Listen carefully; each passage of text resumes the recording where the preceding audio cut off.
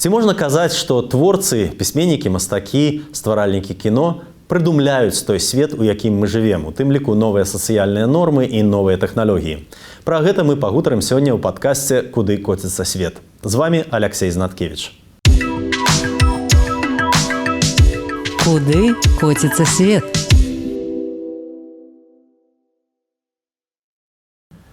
І з намі на сувязі з Нью-Йорку пісьменніца Тацяна Заміроўская. Тацяна, добрый дзень, дзякуй вялікі, што знайшлі час для нас. Добрый дзень. У вашым апавяданні менавіта тое, чым здаецца, чым падаецца, якое цяпер мае экранізаваць рэжысэрка Дар'я Жук, ёсць такі тэхналагічны фантастычны ход. Там у дыктатарскай Беларусі прыдумляюць новую тэхналогію, дзе беларусы, якія настальгуюць па радзіме і бачаць у замежных краявідах беларускія, тэлепартуюцца ў Беларусь. Мы не будзем адкрываць іншыя павароты сюжэту, але як вам у галаву прыйшла гэтая такая лінія сюжэтная? Ну, канешне, насамрэч гэта я пісала як апавяданне пра эміграцыю. Я хацела напісаць штосьці для цудоўнага нашага беларускага часопіса альманаха «Беларус». Гэта часопіс беларусаў у замежжы. Яго робіць арганізацыя «База». Магчыма, хтосьці ведае, нью-йоркская. Это вельмі такія класныя эмігранты. І я хацела напісаць найперш для іх апавяданне пра вопыт эміграцыі і пра эмігранцкі сон, бо як таксама, магчыма, хтосьці ведае, я даследую сны. І вось гэта такі тыповы сон эмігранта, як Окудовіча ў кніжцы, прачнуцца ранкам у сваёй краіне. Калі ты прачынаешся, і ты ў Беларусі, замест таго, каб радавацца, ты чамусьці думаеш: а Господі, як я сюды папаў, як мне выбрацца назад. І гэта заўжды кашмар, гэта непрыемны сон, ты не бяжыш пабачыць бацькоў, ты не бяжыш там да сваіх сяброў, якія там сябры у цябе засталіся ў Беларусі, ці паглядзець на любімы свой менскі батанічны сад. Не, гэта не працуе, ты проста это натуральны вусціш. І я вырашыла вось падумаць, а чаму? Чаму страшна? Чаму гэта заўжды страшны сон, і ты прачынаешся там у сябе ў Брукліне умоўным і кажаш: о, дзякуй Богу, я дома. А што здарылася? Чаму ўсім такое сніцца? І чаму мы такія шчаслівыя, калі прачынаемся назад дома ў Нью-Йорку? І я вось пачала гэта даследаваць, і я прыдумала такі сюжэт, што героі насамрэч трапілі ў Беларусь. А як? Я подумала, квантавая тэлепартацыя, канечне. І вось вырашыла напісаць пра тое, як рэжым прыдумаў вяртаць беларусаў назад у Беларусь праз настальгію. Калі вось нейкае ёсць такое месца, што вы яго бачыце, яно вам так нагадвае Беларусь, нейкі там хутчэй за ўсё куточак беларускай прыроды. І ты думаеш, ну гэты лес проста адзін у адзін, дакладна як той самы лес у Ратамцы, з дзяцінства, з юнацтва, са студэнцтва. І тебе проста тэлепартуе ў гэты лес, бо вобраз гэтага леса, ён квантава звязваецца з рэальнай нейкай кропкай унутры Беларусі. І такім чынам прырода дапамагае дыктатару, а ностальгія вепанізуецца. Гэта такі класны дыстапічны сюжэт. Я подумала, супер, трэба пісаць. Вось. Ну і напісала пра такое, і я разумею, што пакуль беларускі рэжым можа уганяць самалёты, але нашай ностальгіяй ён не валодае. Але вось што будзе, калі яны хайджэкнуць ностальгію? І вось такая атрымалася гісторыя. І ці выберуцца героі, ці не, ці яны хайджэкнуць ностальгію назад для сябе, і ці яны вырашаць, магчыма, застацца ўнутры Беларусі. Магчыма, яны вырашаць, а ўсё ж такі ўсё добра і не так ужо страшна, магчыма, і не сажаюць людзей. А што рабіць? Вось такі, я думаю, спадзяюся, будзе фільм пра дом, пра ностальгію і, канешне, пра тэхналогіі, бо з героямі ўсе сочаць, паўсюль камеры, паўсюль нейкія там прылады, і гэта ўсё вельмі трывожна. А калі вы прыдумляеце вось гэтыя фантастычныя элементы для сваіх кніг, бо у вас у многіх кнігах ёсць гэтыя элементы сюррэалізму, фантастычныя і тэхналагічныя таксама. Для вас важна, каб яны выглядалі для вас самой хаця б праўдападобнымі, каб вы верылі, што такое, ў прынцыпе, можа здарыцца і ў тэхналогіях, і ў тым, як уладкаванае грамадства? Ці для вас гэта можа быць нечым казачным, магічным? Не, гэта раней я пісала штосьці магічна, але цяпер, канешне, вось такая сайфайная дыстопія, гэта для мяне спосаб справіцца з трывожнасцю, з трывожным нейкім вось гэтым пастаянным фонам. Таму мне патрэбныя праўдападобныя сцэнары, каб я ведала, што можа здарыцца і што з гэтым рабіць. То бок мае героі натрапляюць у такія сцэнары, з імі штосьці адбываецца, яны назіраюць, яны выберуцца ці не. І калі ўсё ж такі выбіраюцца, думаю, ну, яны здолелі і, магчыма, у мяне атрымаецца. Таму я бяру тое, чаго я баюся, і проста дакручваю гэты страх да максімуму. Таму і бяруцца такія вось сюжэты, там тэлепартацыя нейкім магічным чынам, там некая пра бюракратыю усялякую шалёную я пішу, якую немагчыма паверыць, але там усё можа быць. Кшталту вельмі шмат людзей на планеце Зямля, і вырашылі, што страшны суд людзі могуць праходзіць яшчэ пры жыцці, бо пасля смерці ўжо такі вялікая чарга, вялікі бэклог, і не ўсе паспяваюць, і гадамі проста чакаць. Таму пры жыцці праходзьце. Вось.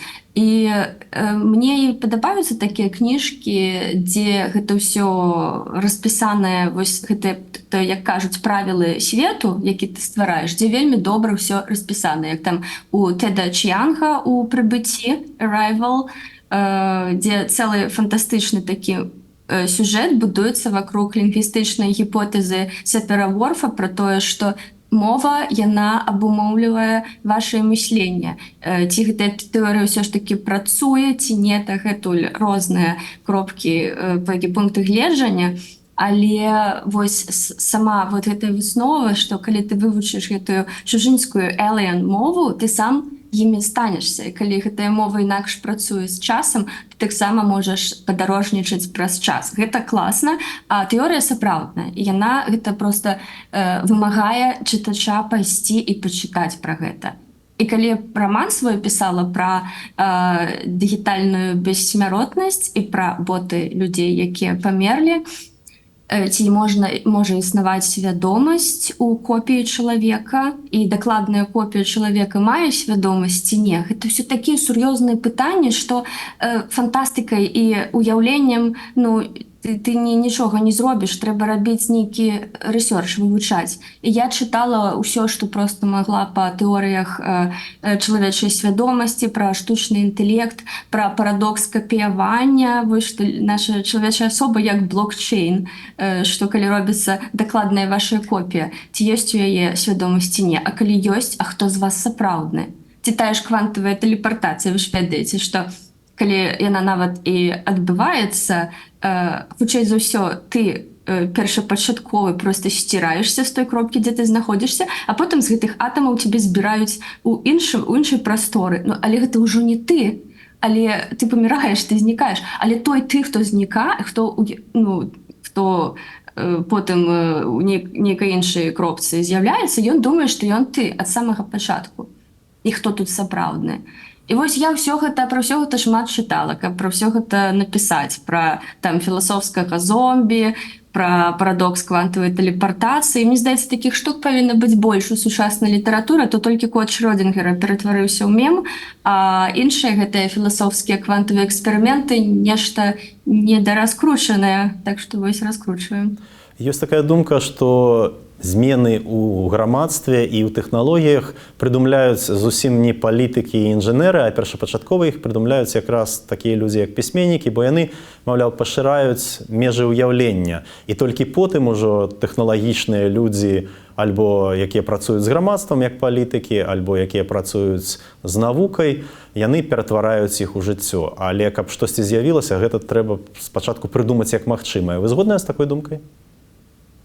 Ну, мне хтосьці нават казаў, жартаваў пра гэтую квантавую тэлепартацыю беглых, што не трэба даваць ім ідэі. Але я не вельмі веру, што, па-першае, пісьменнікі цікавыя аўтарытарным рэжымам, асабліва умоўныя гэтыя фантасты, сайфайшчыкі, бо мы такія не вельмі карысныя ідыёты, нас проста немагчыма ўспрымаць сур'ёзна. І мне здаецца, што гэта такі парадокс успрымання, што нам здаецца, што пісьменнікі ўсё прыдумалі, але проста пісьменнікі яны, як усе творчыя людзі, больш чуллівыя да пераменаў, і нават нейкія такія мікра такія змены ў тэхналогіях маленечкія іх ужо натхняюць. Яны проста першымі заўважаюць тое, што можа змяніць сусвет. Як вось зараз там мне все кажуць, што вось ты ж напісала яшчэ да штучнага інтэлекта, ну да гэтага вось буму нейрасетак, а ты яшчэ ў 19 годзе напісала пра гэтыя боты мёртвых людзей. Але ну, я пісала, бо гэта ўжо было. І, канечне, пра гэта хацелася напісаць яшчэ тады. І гэта, магчыма, крыху не па тэме, але я таксама, калі пісала гэты раман «Смерці нет», я думала пра тое, што тэхналогіі яны вельмі натхняюць якраз творчых і чулівых людзей у часы гістарычных траўмаў. Нават я даведалася падчас працы над раманам, што спірытуалізм, вось калі вызываюць там тых прывідаў, духаў, што першая хваля вось гэтага масавага спірытуалізму, спірытізму ў Еўропе і США з'явіліся якраз з дзвюма такімі гістарычнымі траўмамі глобальнымі. Гэта першая сусветная і эпідэмія грыпа, іспанскага грыпа. І столькі людзей загінула, асабліва ў Еўропе, у кожнай сям'і былі свае нейкія загінулыя, і якраз тэхналогіі тады вельмі скаканулі ўверх, і людзі выкарыстоўвалі іх, каб паразмаўляць са сваімі мёртвымі. Усім было цікава. Ну, то бок так дзіўна, што чалавецтва развіваецца, але вось гэтая агульная смерць, і нам трэба пагаварыць з мёртвымі. І раптам пачатак 20 века, 20-30 гады, і гэты спірытызм, і ўсе пісьменнікі, там Конан Дойл, і ён проста сходзіў проста з ума па спірытызму, ён там з нейкімі феечкамі размаўляў. Вось, здаецца, чаму? Ён жа пісаў такія высокатэхналагічныя, фантастычныя рэчы, але вось спірытызмы, прывіды. І я думаю, што і цяпер, і што штучны інтэлект таксама будзе ўсё больш і больш выкарыстоўвацца, каб з чымсьці трансцэндэнтным звязацца, асабліва калі будзе трэцяя сусветная, але я тут не прадказваю, просто гавару. І што яшчэ? Яшчэ, вось, напрыклад, я была тут, наведваў Нью-Йорк пісьменнік беларускі Віктор Марціновіч, ён рабіў такі вельмі цікавы ток, як кажуць, размову, прэзентацыю ў Хантарскім каледжы у Манхэттане. Ён расказваў пра тое, як усе ягоныя кніжкі збыліся. То бок, вось, Віця напісаў, а потым яно раптам прыйшло. І гэта вельмі класна была размова, просто я слухала так, вау, і праўда. Але з іншага боку, ўсё гэта можна было прадказаць. Я думаю, я стараюся ў сабе вось такі апафатычны метад мыслення, што ўсё зусім супадае, і я ўсё прадказала, я стараюся неяк гэта прыглушваць, бо мне здаецца, што калі ты ўсё прадчуваеш, ты, канечне, пра гэта напішаш. І нават тое там, што ў рамане «Ноч» людзі вераць у вось гэтых там монстраў і вераць у фейк-ньюс. Канечне, чалавек з кар'ерай палітычнага журналіста ў Белай газеце, я кажу пра Марціновіча, ён проста настолькі ведае гэтай мікразмены ў грамадстве, што ён нават не прадказаў, а насамрэч ён аналітычна сваёй падсвядомасцю да гэтага прыйшоў. Ну, мне так здаецца. Бо пра сябе таксама думаю, што гэта не прадказанне, а такая мікрааналітыка. Я хутчэй задаваў пытанне ў плане таго, што пісьменнік дае ідэі тэхнолагам. Напрыклад, як вы лічыце, вось, ці магчымая была б сістэма інтэрнэту ў цяперашнім выглядзе і сістэма таго штучнага інтэлекту без ідэяў Вільяма Гібсона, які там пісаў пра кіберпрастору на пачатку 80-х, які пісаў пра вось гэты штучны інтэлект, і калі кампутары аб'ядноўваюцца і ствараюць вось гэтую глобальную сетку, якая атрымоўвае свядомасць. Ці гэта, ну, ідэя вітала ў паветры, калі б не Гібсон, то яна б з'явілася ў нейкага інжынера, які нават не чытаў ніколі нічога. Я думаю, вось якраз я тут просто працягну настойваць, што ідэя, яна не тое, каб вітала ў паветры, але ўсё гэта ўжо да гэтага ішло, ўсё гэта ўжо крышачку было, і той жа Гібсон, канечне, ён паўплываў, але, на маю думку, толькі ў сэнсе тэзаўруса, бо, канечне, там нейкія прота-інтэрнэты ўжо былі на той момант, мне здаецца, калі ён пісаў гэты свой нейромансер. Але, ну, конечно, ён прыдумаў слово там кіберпрастора, так, і ён вось пісаў, што это будзе такая вось калектыўная галюцынацыя, якую адчуваюць адначасова там мільярды людзей на планеце Зямля, і гэта будзе шмат кампутараў, яны ўсе будуць адзін з адным звязаныя пры дапамозе нейкай агульнай базы дадзеных, і гэта чытаеш і думаеш, вау, чалавек прыдумаў інтэрнэт, але ўсё ж такі ён не мог это ўзяць з ніадкуль, да яго нейкія шматочкі просто, мне здаецца, даляталі, і нават, дарэчы, сам Гібсон, калі яму журналісты казалі, што вось вы там прыдумалі рэчаіснасць, ён заўсёды казаў, што ён не прыдумывае, а працуе з ёй такім натуральным чынам, і на падставе таго, што ён назірае, ён прапісвае верагодныя сцэнары. Вось. А скажите, можна сказаць, што мы жывем у нейкіх кнігах ці ў элементах нейкіх кніг? Вы бачыце элементы нейкіх кніг з мінуўшчыны, в якіх мы цяпер жывем? Я тут хацела якраз працытаваць мою любимую цытату з Рэя Брэдбері, якому часам казалі, што вось вы такую жудасную часам будучыню прадказваеце ў сваіх кнігах, а прадкажыце нам штосьці добрае. І ён заўсёды злаваўся, казаў, я не прадказваю, я паказваю, што можа быць, калі вы не спыніцеся, і па якім шляху чалавецтва можа пайсці. І я не прадказваю жудаснае, я хачу, каб яго не здарылася, каб яго не было, і таму я пішу.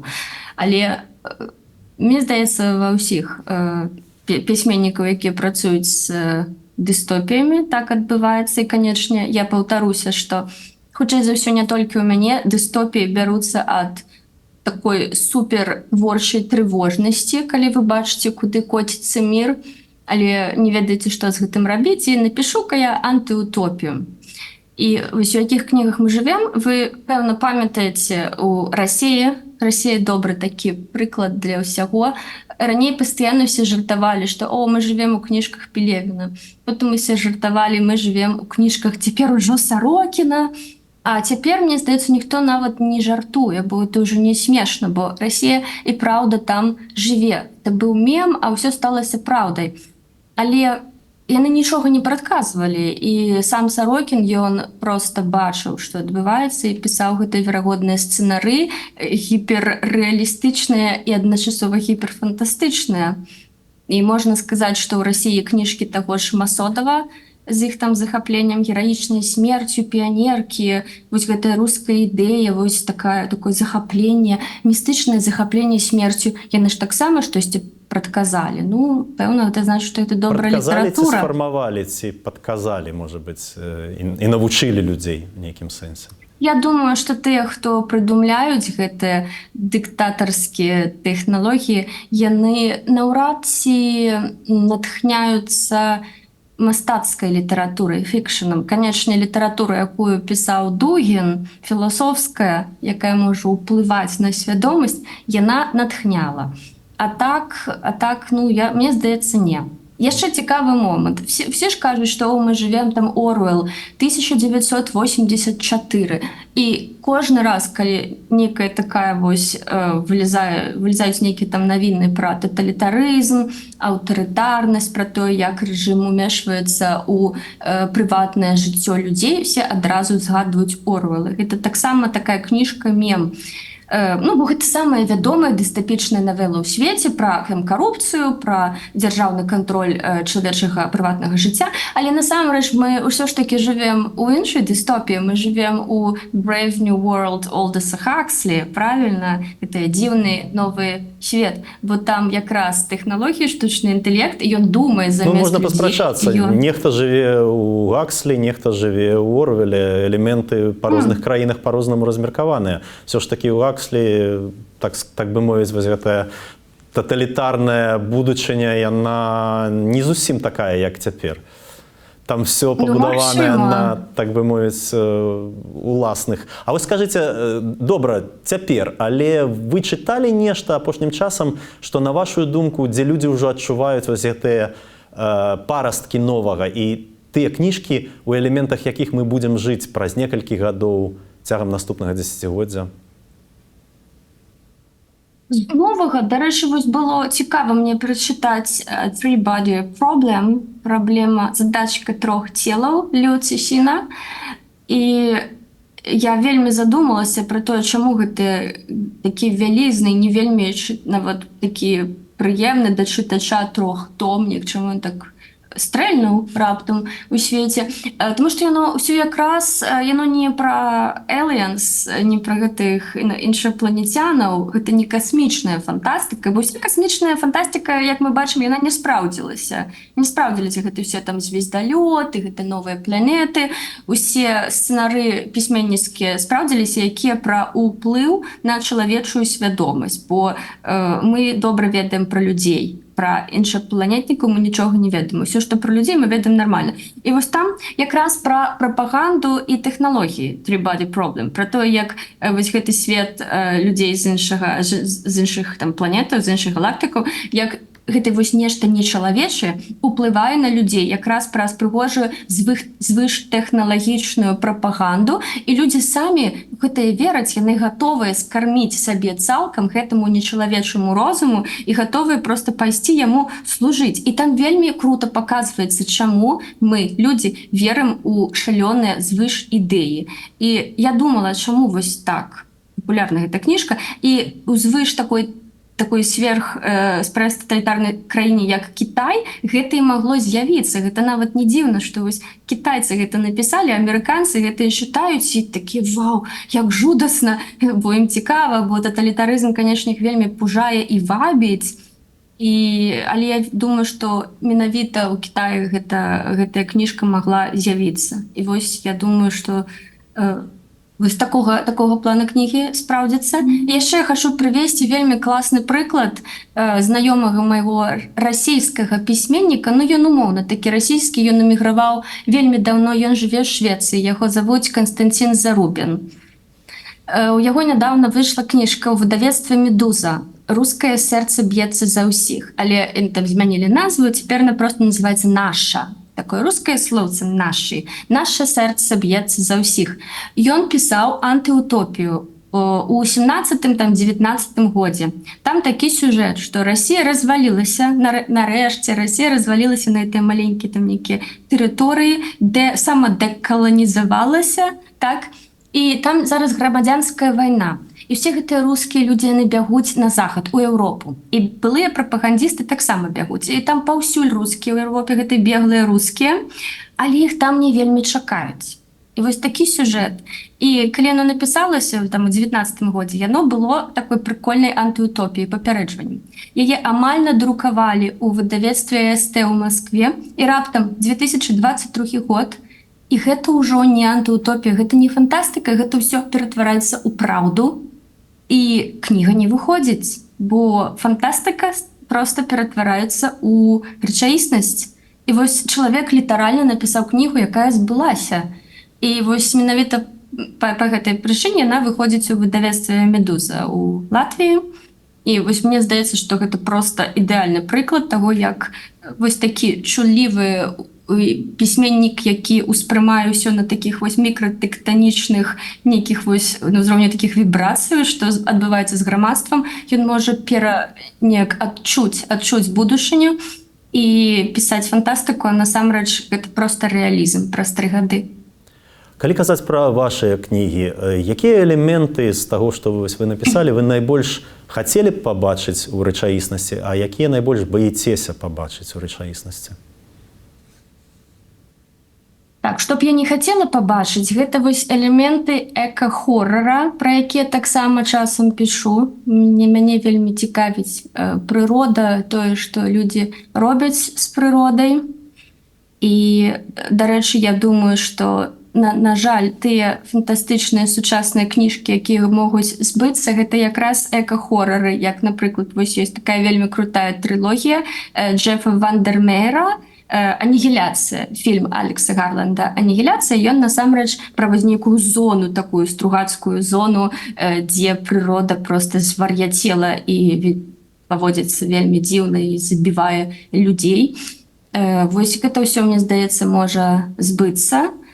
І я пра гэта таксама пісала, у мяне было апавяданне «Унутры цябе у тваёй адсутнасці», дзе прырода таксама звар'яцела, яна неяк пад уплывам чалавецтва, вось антрапацэна, яна пачала, з ёй здарылася нешта кшталту шызафрэніі, што прырода пачала чуць думкі чалавека і паказваць іх, і ператварацца ў іх, і ўсё пераплялося ў такі сапраўдны інтэрнэт, але гэта біяінтэрнэт, і ты не можаш нічога зрабіць, каб уся навакольная прырода там ад мурав'ёў да вірусаў і сланоў і воблакаў і дрэваў пра гэта не ведала і неяк не адгукалася, і пачынаецца проста жудасныя рэчы. Пачынаюцца.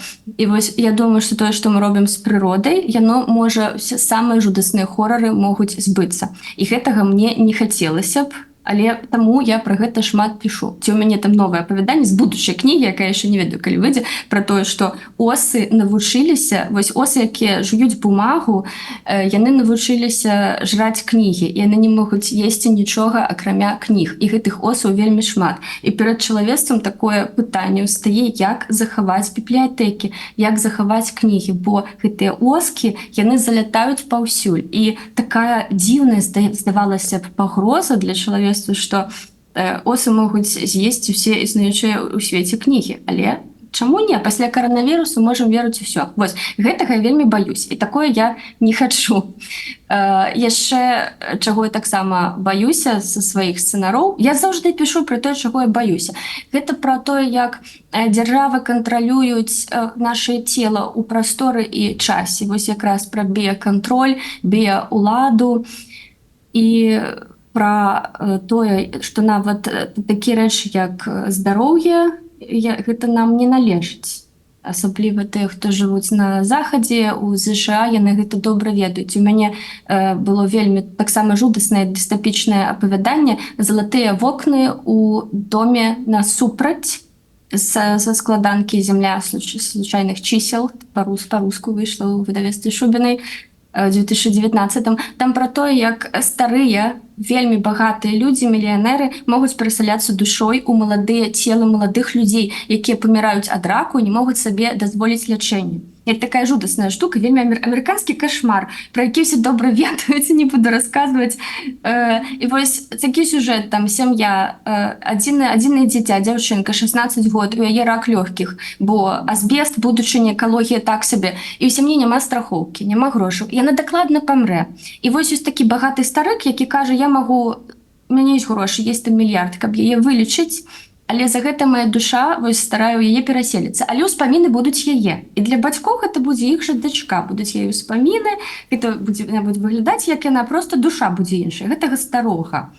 І можа не будзе розніцы. І вось такі выбар складаны, і бацькі пачынаюць угаворваць дзевачку. Там, ну што табе, ты ўсё роўна знікнеш, так ці інакш, там твоя свядомасць проста выключыцца, і цябе ўсё роўна не стане.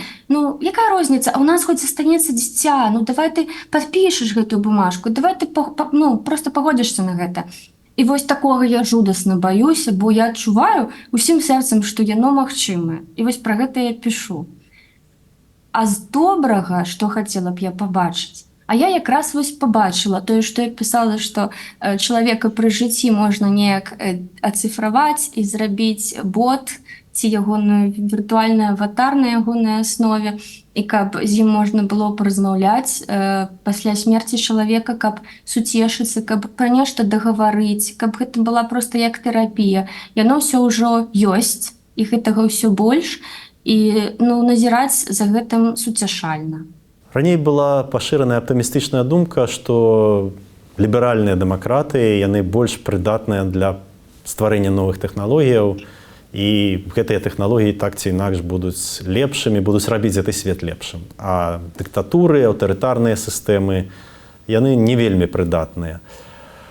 Ці бачыце вы апошнім часам падставы для такога аптымізму? Ну, я тут магу гаварыць толькі як пісьменнік з недасведчанай сваёй пісьменніцкай нейкай вось такой лінзы пазіцыі, бо гэта тэма не для мяне і складаная, іншай сваёй ідэнтычнасці проста адключаю. Але Я вось нядаўна была госцем у Ельскім універсітэце на семінары па беларускай пратэснай культуры. Якраз расказвала студэнтам пра дыгітальныя дыктатуры, як гэта ўсё працуе, пра тое, што нават у Беларусі вось Беларусь вельмі тэхналагічны, там паўсюль гэтыя вось кітайскія камеры, сістэмы слежкі за людзьмі, за ўсімі назіраюць, і што там твая нейкая фотачка з пратэста можа раптам ты потым дзесьці па горадзе ідзеш у метро, і табе могуць заўважыць і ідэнтыфікаваць. Гэта ж вау, гэта будучыня, гэта так тэхналагічна, гэта так все кніжна, як у кіно. Я нават расказваю, думаю, ну, я гэта прыдумала, але гэта ж правда. Ну, так, это існуе, афігеть. Але у нас у Нью-Йорку такога няма. Нью-Йорк, он вельмі такі пашарпаны і стимпанкаўскі. Насамрэч, там нейкія паравыя машыны трачаць проста з зямлі. Ну, такі не вельмі прасунуты тэхналагічна горад. А Мінск, о, круто. І ці пра Маскву мне расказвалі раней людзі, што Масква, яна такая прасунутая тэхналагічна. Там гэтыя Яндекс.Роботы, іх там больш, чым у Сан-Францыска. Але я лічу, што пры дыктатуры, як пісьменнік, я лічу, што развіваецца ўсё ж такі толькі тое, што дыктатуры патрэбна. І гэта такія веткі, якія могуць развівацца крута ў адным напрамку, але толькі нейкі такі кавалачак гэтай ветачкі пакідаецца дыктатура і раздуваецца да вялікага дрэва. І гэта, ну, складана назваць развіццём, я думаю. Бо чыста тэхнічна аўтарытарныя рэжымы не могуць спрыяць творчасці, бо яны абрубаюць іншыя веткі. А калі штосьці знішчанае, у яго няма шансаў развівацца. Таму ну, і таксама з Беларусі пасля кожнай хвалі рэпрэсіяў ад'язджала вельмі шмат менавіта творчых людзей, і прыходзілася тым, хто засталіся, пачынаць усю культуру у нейкім сэнсе наноў. І вось гэтыя плямы, гэтыя пустэчы, гэта якраз тое, што нараджаецца аўтарытарнымі рэжымамі, і з чым трэба працаваць, але вельмі складана. Таму я не думаю, што... З аднаго боку, я думаю, што так, выкарыстоўваюць тэхналогіі і ствараюць шмат што, але з іншага боку, гэта нічаму не спрыяе, акрамя самой дыктатуры. Гэта такая змяя, якая пітаецца самой сабой. А ці палохае вас магчымае вельмі хуткае развіццё штучнага інтэлекту і чаму? Ну, насамрэч не так вельмі палохае, як мне раней здавалася. Я зараз выкажу не вельмі тыповы страх штучнага інтэлекту. Я думаю, што гэта дзіўна, што для рэчаў, якія чалавек можа і сам зрабіць уласным мозгам, выкарыстоўваюцца вялізныя аб'ёмы энергетыкі, манструозныя проста аб'ёмы энергіі, і з пункту гледжання якраз экалогіі і глобальнага пацяплення і змены клімата, гэта проста жудасна, гэта тупік, бо AI патрабуе вельмі шмат электраэнергіі. Зараз у Штатах там нейкія будуюць атамныя электрастанцыі толькі каб карміць гэты AI, які пастаянна жрэ. Але вытворчасць ягоных, гэта фактычна базава тое ж самае, што наш мозг таксама робіць гэтую электрычнасць, і мы пры дапамозе гэтай электрычнасці таксама думаем. Ён думае за нас, але мы выкарыстоўваем прыродныя рэсурсы. І я думаю, што мы літаральна ратуем дрэвы, калі мы падумалі ўласным мозгам, а не напісалі чат GPT «падумай за нас». І таму я стараюся больш думаць мозгам, каб не было альцгеймера ў старасці. Але я нават нічога такога не адчула, калі з'явіўся гэты штучны інтэлект, што, о, божачкі, як гэта ўсё містычна, гэта ўсё странна, вось як кажуць «унхаймліх», ніякага вау-эфекта не было, ну, ўсё норма, ўсё да гэтага шло. Ну, было ж зразумела, што робаты за нас будуць не ложак засцілаць, а думаць і займацца мастацтвам і маляваць малюнкі. Канечне, мы пра гэта ведалі.